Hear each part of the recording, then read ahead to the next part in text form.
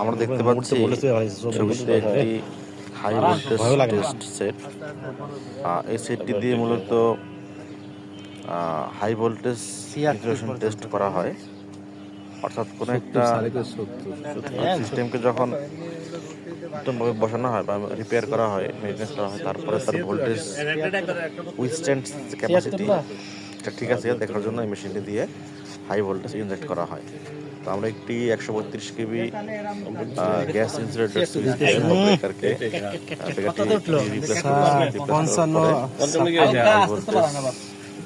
Set দিয়ে আমরা rated কেবি যেটা 75 কেবি লাইন টু গ্রাউন্ড ভোল্টেজ, সেই কেবি এখানে অ্যাপ্লাই করেছি, সেই ভোল্টেজটা। এরপর আমরা দেখতে পাচ্ছি যে এই ব্রেকারটি সাকসেসফুলি ভোল্টেজটা সহ্য করতে পেরেছে।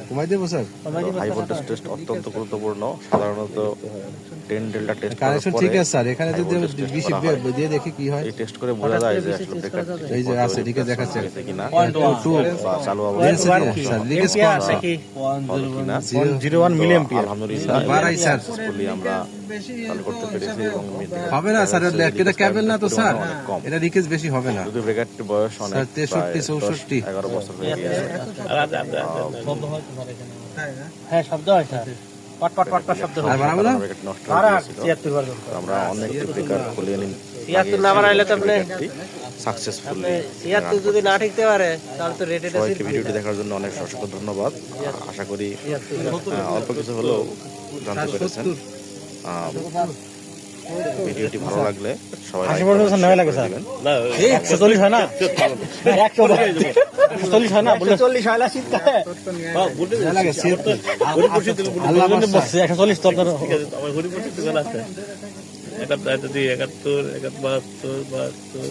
72 73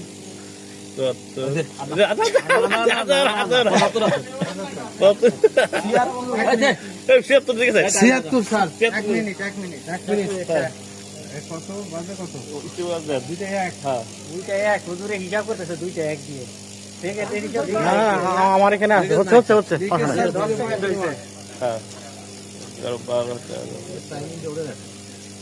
টাইমিং ওটা টাইমিং বাদ ওটা টাইমিং ওটা না, টাইমিং ওটা লিকেজ তো ইয়াতে ডিসপ্লে তো ওঠে ওঠে। হ্যাঁ হ্যাঁ কেবিনে এই হাত ধরে কেবিন লিকেজ তো কিছু থাকবে।